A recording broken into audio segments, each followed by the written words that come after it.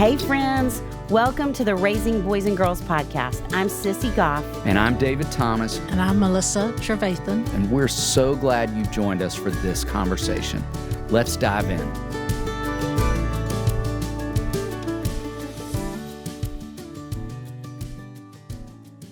Well, folks, you heard us say last week that the conversation we were sharing with Kimberly Carraway was so rich, we didn't want it to stop.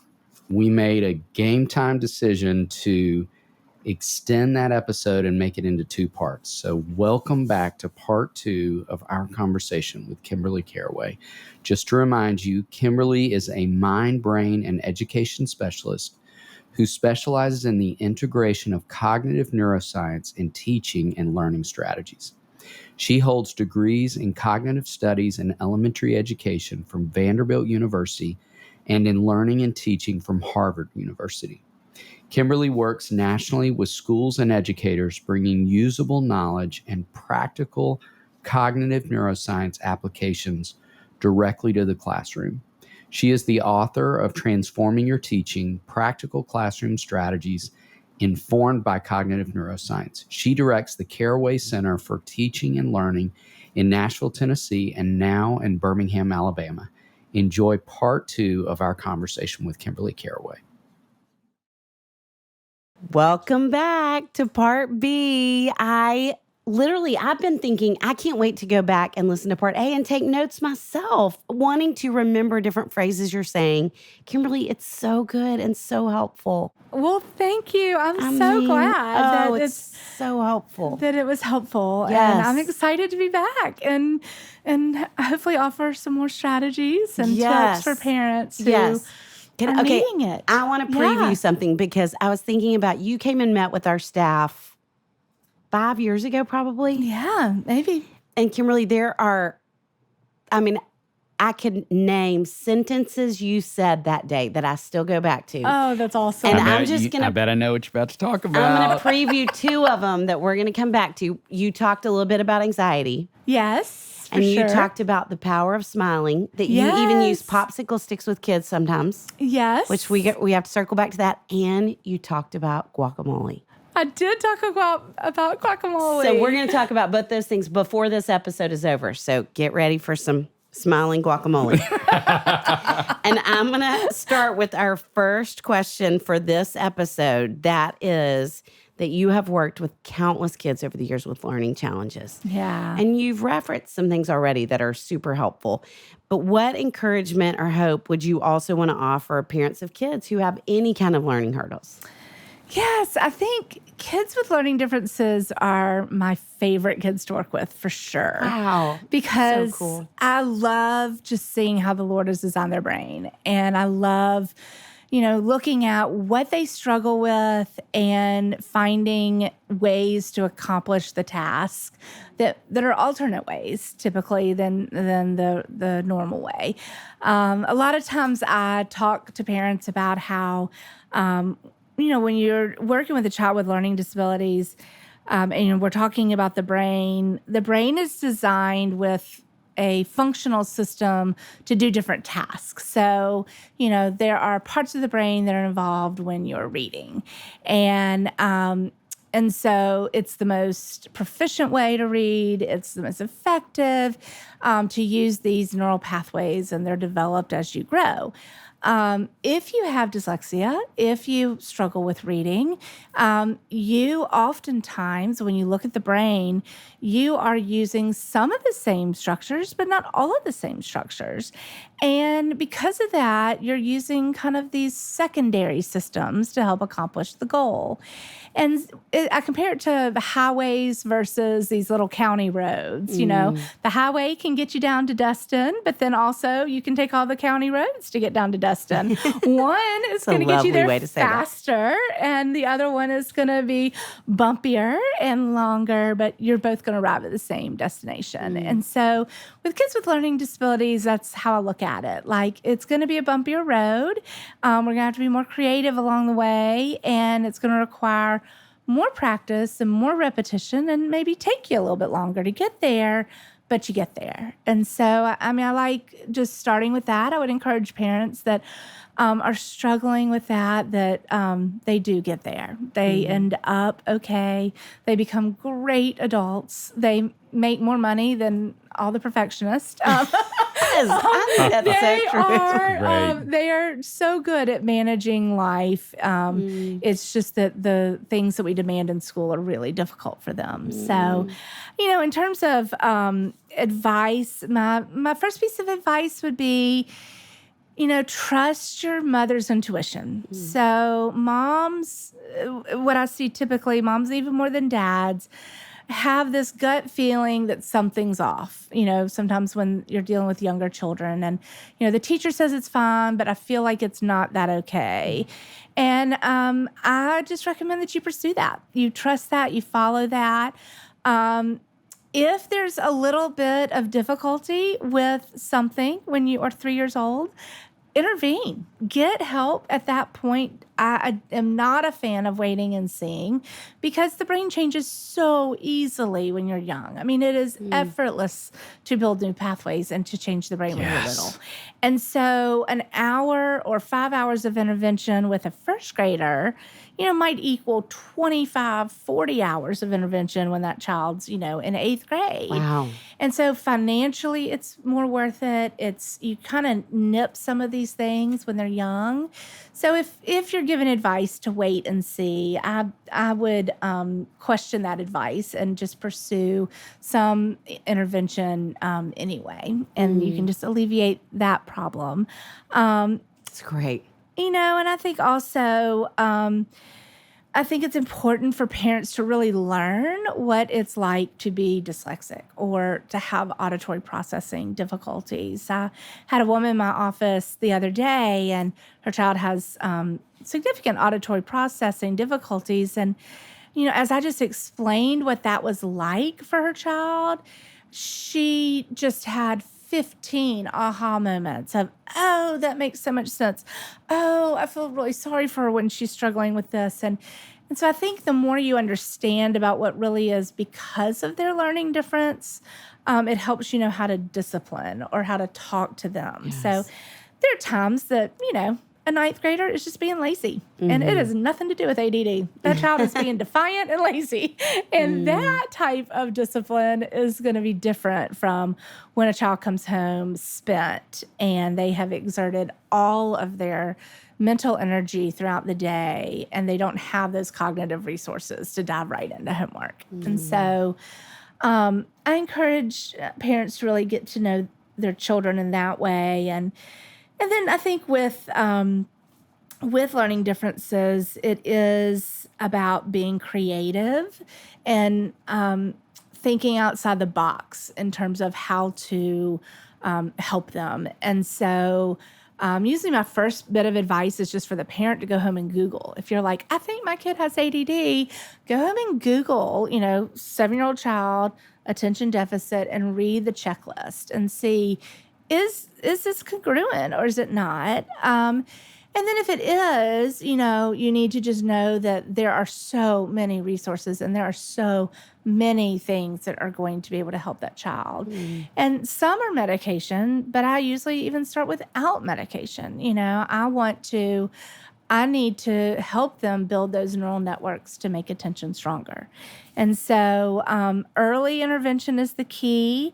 Whatever you practice early in life, you get better at. Yes. So there's studies even where kids in preschool who are playing with blocks and block design and kids as they're older when they're playing with Tetris, that the more you're playing with those spatial relationships, the stronger the part of the brain is that does spatial relationships becomes. Wow. And so you practice it, you strengthen it. And so even if you've got attention deficit, that does not mean you cannot pay attention. It means we just have to strengthen some of those networks. And there's a lot of ways to do that. So good. You know what I was thinking about, Kimberly, as you were talking just then, and you may know exactly what I'm about to say or where I'm headed.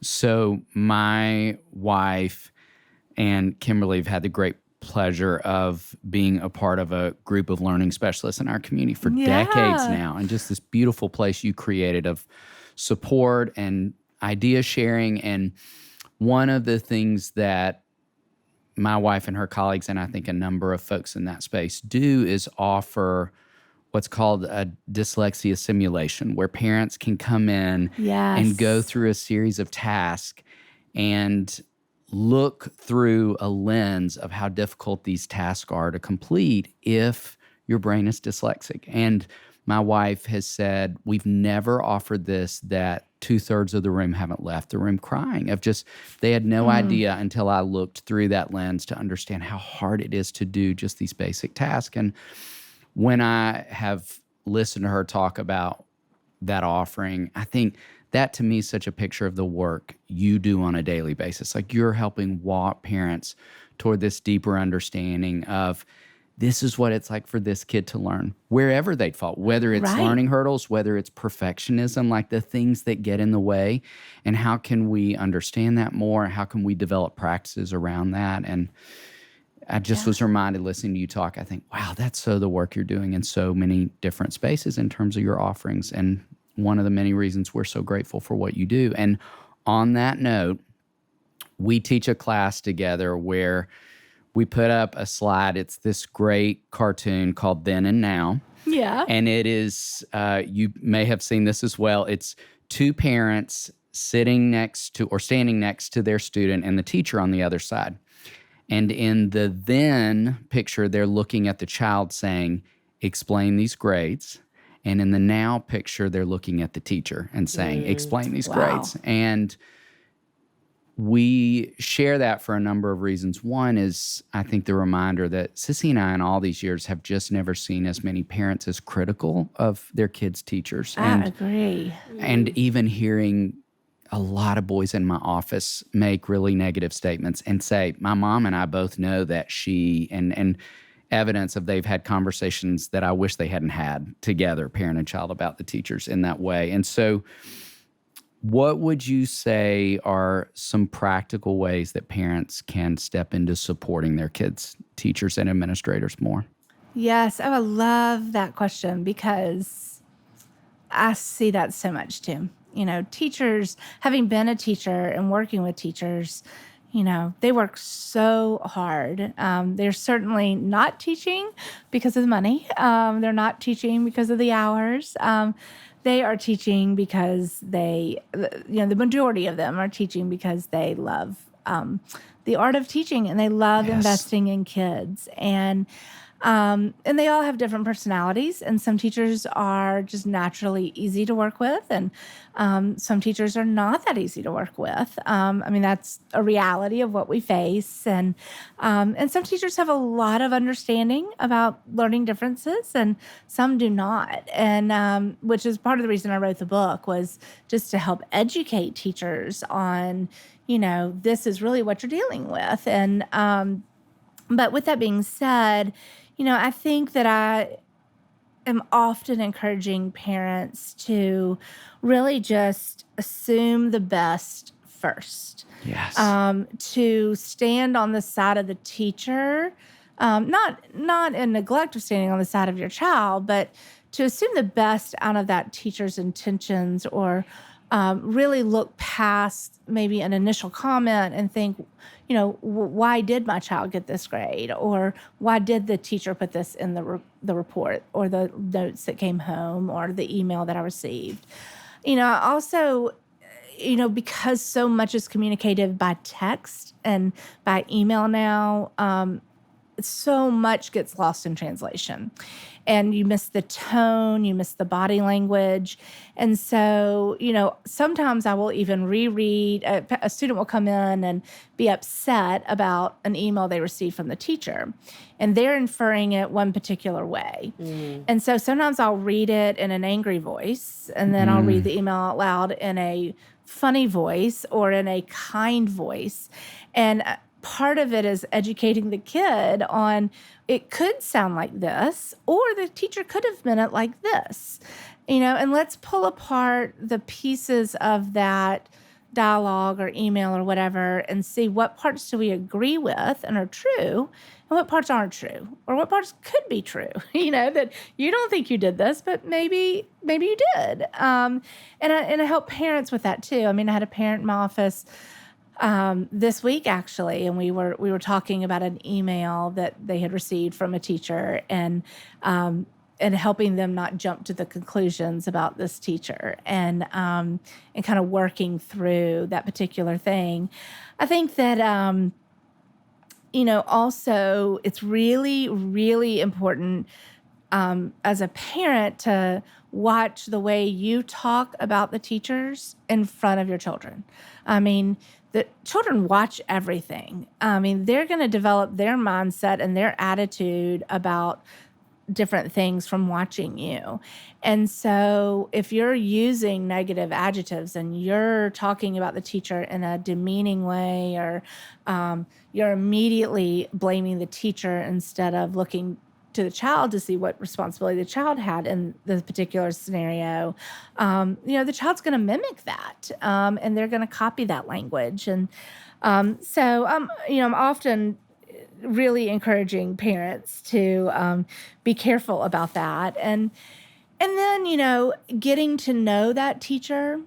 If you know your child struggles with, let's say, attention, but that often is going to get translated into this student doesn't care about my class. I'm a big fan of going in at the beginning of the semester and educating the teacher on, these are the things that my child struggles with. These are the things he's really great at. And these are ways that you can help support what we're trying to do at home. And how can we help support you as a teacher? I think it's just a really, really big thing. And, teachers need encouragement.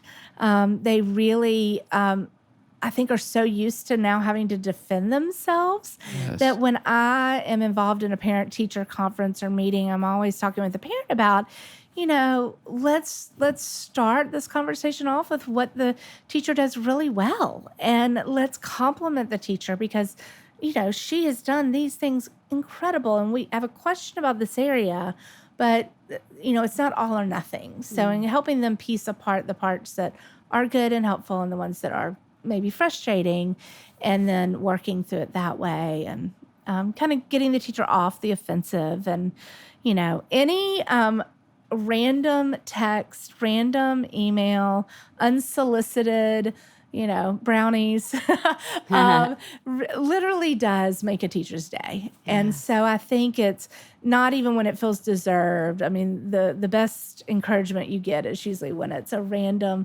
piece, a random day. And, I had a teacher once who called a student at home because the student made a 98 on her math test, and she'd been struggling for months. And the teacher was so proud of her for making that 98. And that one phone call that lasted about 2 minutes meant the world to that little girl. And I think of that often as the reverse. Like, do we do that to the teachers? Do we tell them about what the kid comes home and shares about class that day and their favorite thing about their teacher? And so I think that goes a long way. Thank you. So grateful for those reminders. Yeah. So we're going to jump forward to junior year of high school. Oh, love it. We have a lot of conversations about testing, about college applications. I spent a good portion of my Thursday talking about that. Probably we would say parents and kids seem more overwhelmed by that than any time in history at this point.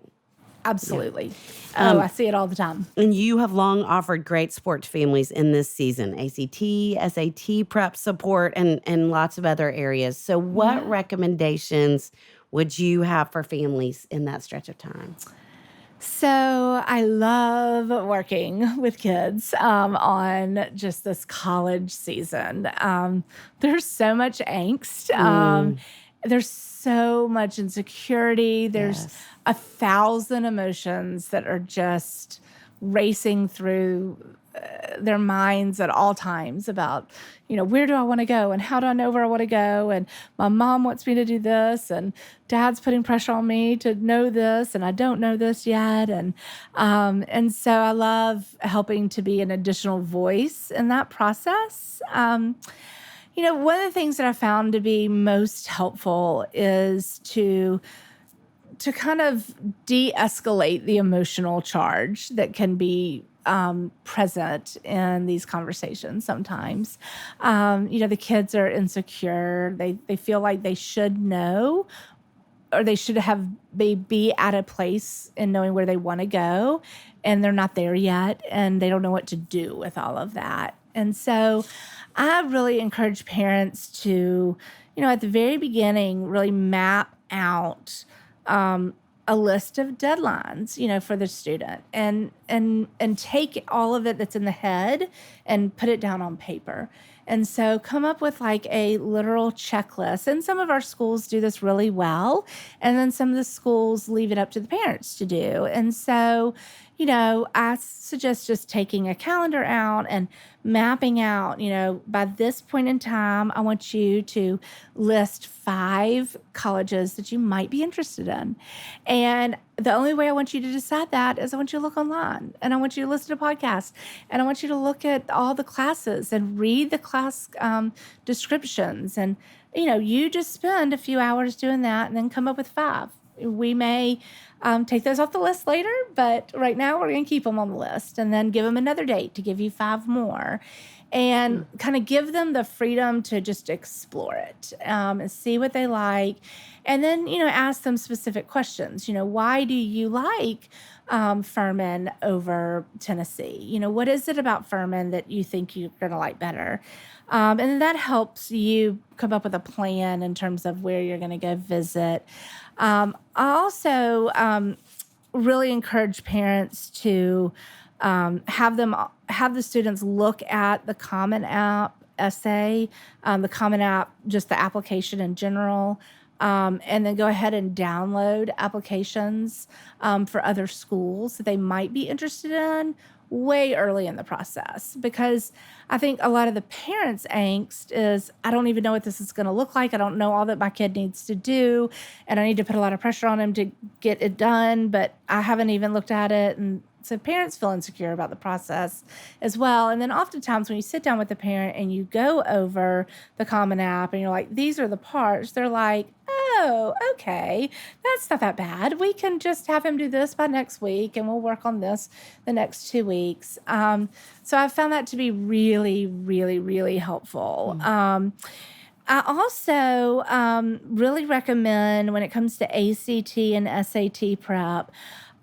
there's so much pressure on these kids to not only be getting great grades, but also to be scoring really high on these tests. And, I really think that's where some of these conversations early on about the type of college you're looking at are really important, because if you're looking at an Ivy League, that means a certain type of test score, and it means certain types of grades. If you're looking at a private school, that is another set of test scores and grades. And if you're looking at state schools, that's a different set of expectations. And so, looking at what the average ACT score is for the colleges that are on that maybe list, and then looking at the average GPA, and really doing that like the summer of 10th grade. 10th grade or summer of 10th grade, because you want it to be early enough in the process that you can really course correct. Yes. And, those boys who maybe aren't so motivated are motivated about college. And so you're explaining, like, the GPA isn't just for me. If you really want to go to Duke, you're going to have your GPA be about this. And so they need to own it. So I make the kid do the research. I make the kid look it up. And then the kid comes back and says, oh, wow, I got a lot of work to do if I want to go here. And that's great. And then the kid owns that. It's not coming from the parent. And then I think with the ACT, my general recommendations for those tests are, still, as of today, I recommend taking the ACT early and then taking the SAT. Take one of each, and then you can look online and you can compare your scores and see which one you're better at. then focus on that particular test. And then go into it planning for 3 test dates. I mean, don't think you're going to do it once. Think you're going to do it at least 3 times. Scores will typically pop up the 3rd time. And then get the data back from the first test and really look at, where the areas of strength, where the areas of weakness. And then knowing your child, the ACT it's not that hard to improve a score because it's a standardized test. They cannot get creative. They cannot ask questions that are not, on their list of question types. So it's predictable. So that's why the test companies can guarantee, if you do so many hours with us, we'll guarantee a rise in this many points, because it's standardized and predicted.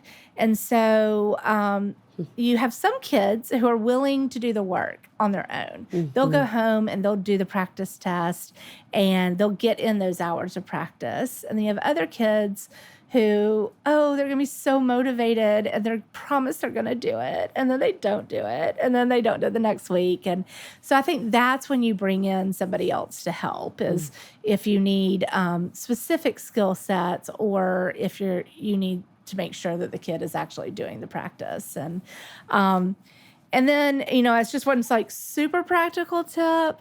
When it comes to exam time, there's also an ACT and SAT test date around there. So if you have parents in that, if you're parents of a child in that year, I'm always recommending to put more effort into your GPA and to your exam grades than into the ACT test. So I don't want to pull the kid away from prepping for an AP exam in order to do some ACT prep. I would much rather them do well on their exams, and then we'll switch our focus afterwards.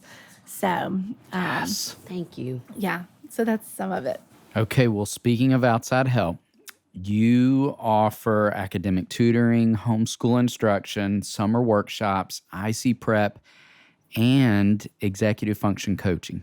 Yeah. And I have a suspicion that a lot of parents who have kids who struggle in that space just perked up as I said that. Will you even talk about what that is? What does it look like? Yeah. So, we provide regular tutoring, which you would think of as, my child needs a tutor in geometry. Right. And then we also do the study skills and the executive function coaching, which is, I'd say, the majority of our practice. And really what it is it's, in terms of what does that look like, the kid comes in and, he sits down and we're looking at, let's pull out the planner.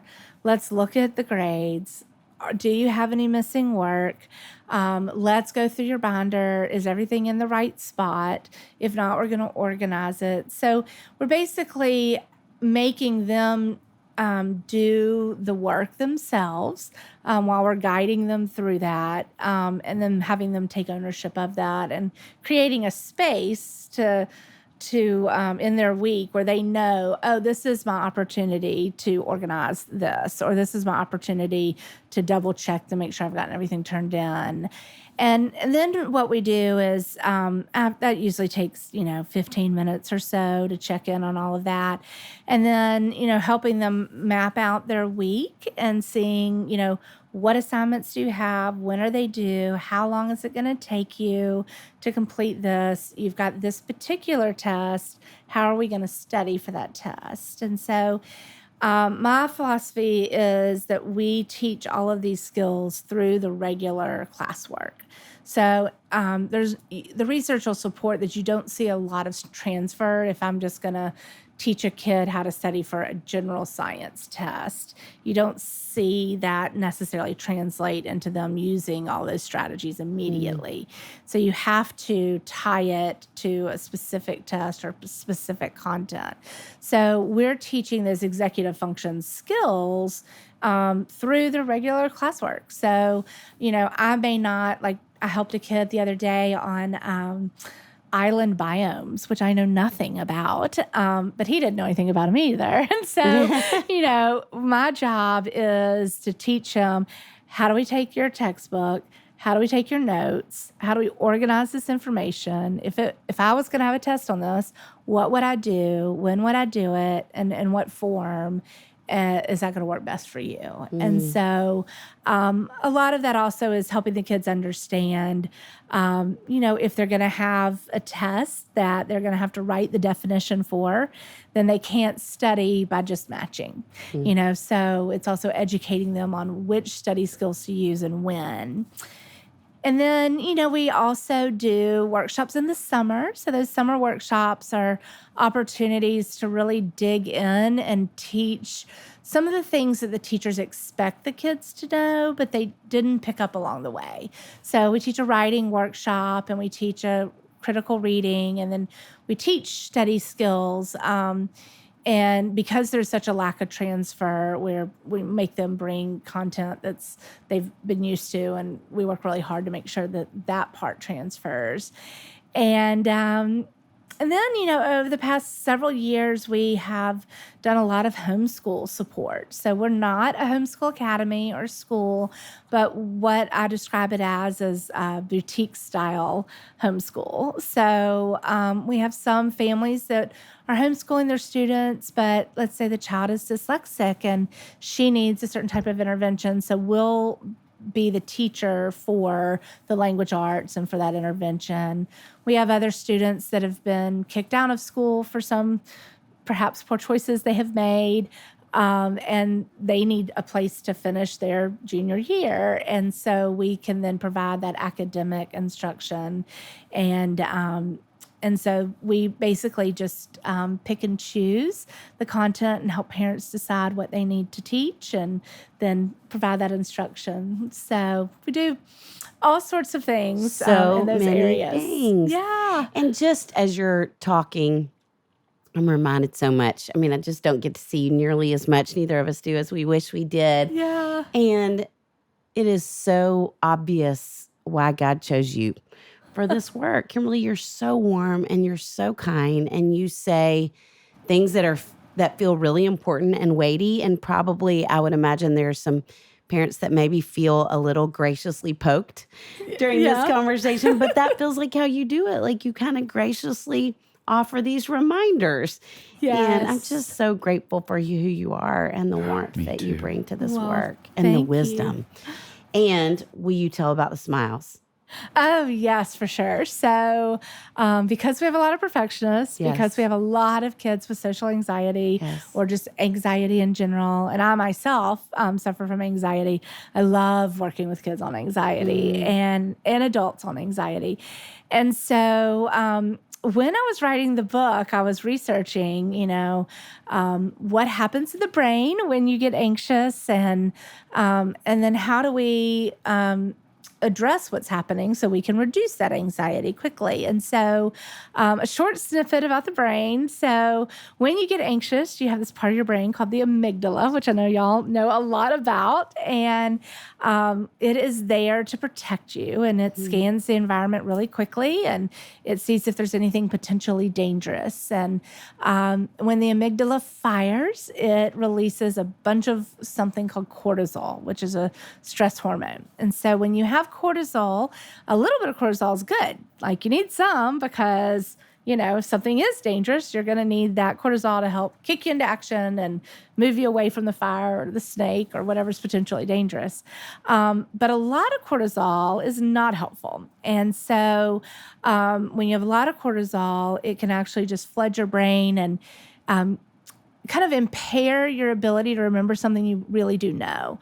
So with test anxiety, this is what happens a lot. The kids know the information. They get to the test and they will describe it as, my mind goes blank and I can't remember it. And so I will explain to them that's because you've got this flood of cortisol that's entered the brain, and it actually is impairing those connections from being made at that point in time. So the goal is to reduce the amount of cortisol and to calm down the amygdala as quickly as you can. And so one study that was done looked at smiling. All right. And so what they found is that when you smile, so I bet as you're listening to this, some of you are smiling now. David and Sissy are smiling. Yes, we are. But when I smile, my face produces, it has muscle memory. And so when it is in this certain shape, that is so closely tied to the neural networks that are activated when you're really happy and when you feel good. And so what they discovered is that when you are smiling, your cortisol levels will drop faster than when you're not smiling.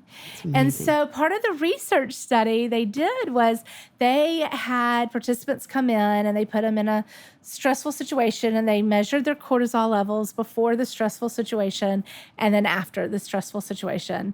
And they wanted to see how quickly the cortisol levels reduced. And so one of the groups went in, and that's just what they did. And then the second group went in, and they were just told they just needed to put a popsicle stick in their mouth during the experiment. And so they weren't even told to smile. They just had a popsicle stick in their mouth, which Sideways. so mimicking. it forces your body to make that physical shape. And so even the fake smile, just the structure of the face, reduced the cortisol levels faster. It's amazing. And so what I use this information for is, which I think is just so powerful, is that as I teach kids this, I'm like, when you are stressed, I want a fake smile. Put a pen in your mouth. But basically, I need you to fake it. Yes. And then I want you to start trying to think about something that you really like. And that does really make you happy. And because we got to get that cortisol to come down. And Yes. I explain that when I am on my, way to work, or if I'm stressed out about something in my car, I'll get my Apple Watch out and I'll be like, okay, Siri, set the timer for 3 minutes. But I will make myself to give a fake smile. And because it will change my biochemistry. And it also produces chemicals that are going to help make you feel better.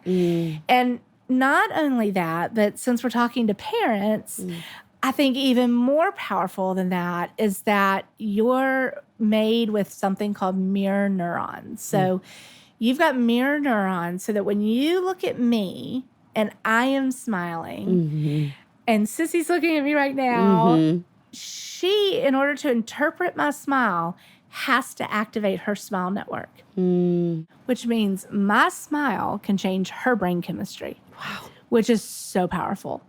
And so when you're teaching, when you're a parent and your kid is melting down and you are melting down, you are done and they're done.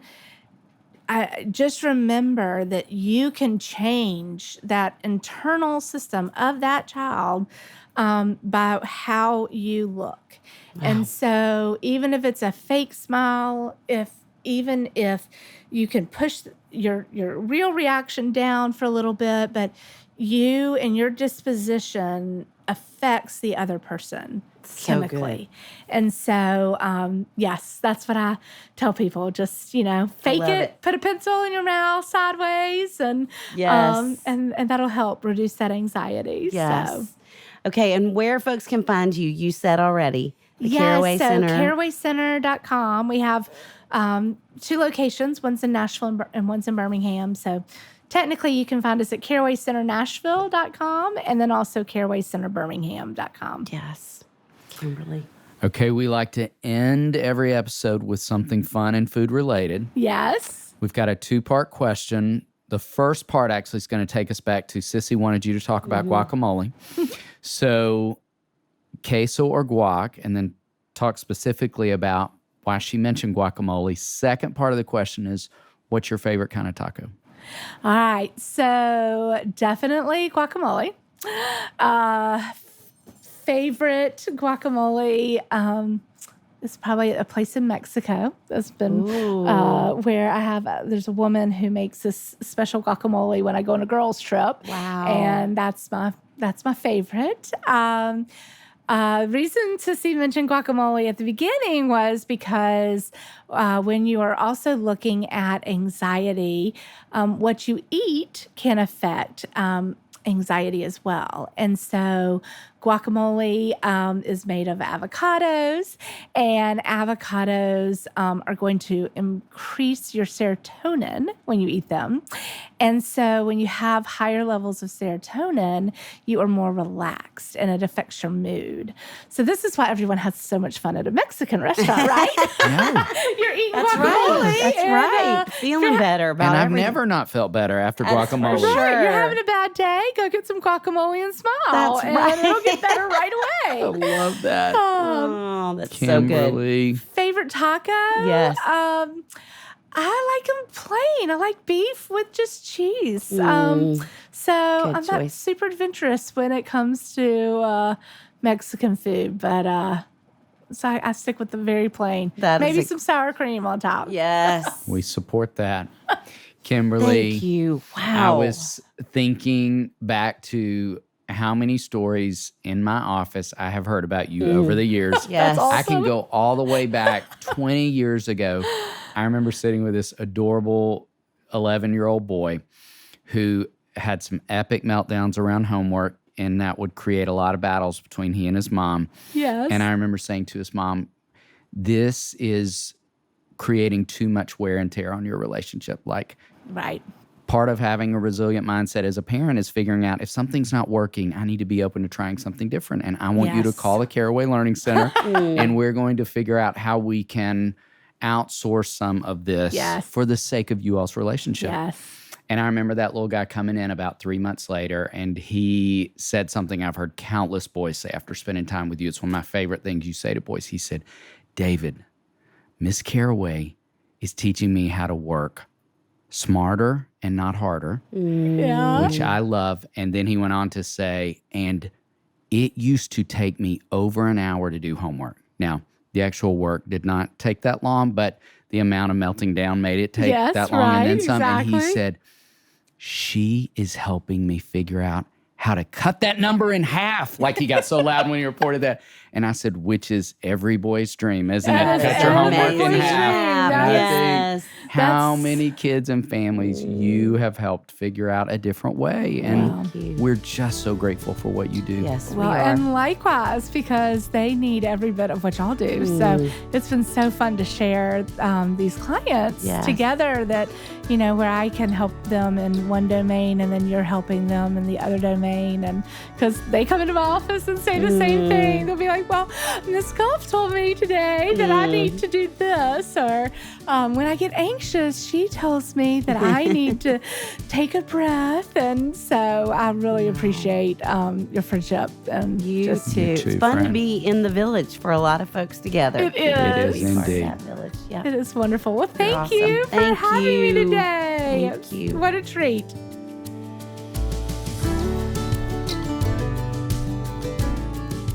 Did you love today's episode? If so, would you mind sharing it with a friend? Send a quick text or email with the link to the show. Join us next time for another episode where we'll bring you help and hope on your journey of raising boys and girls.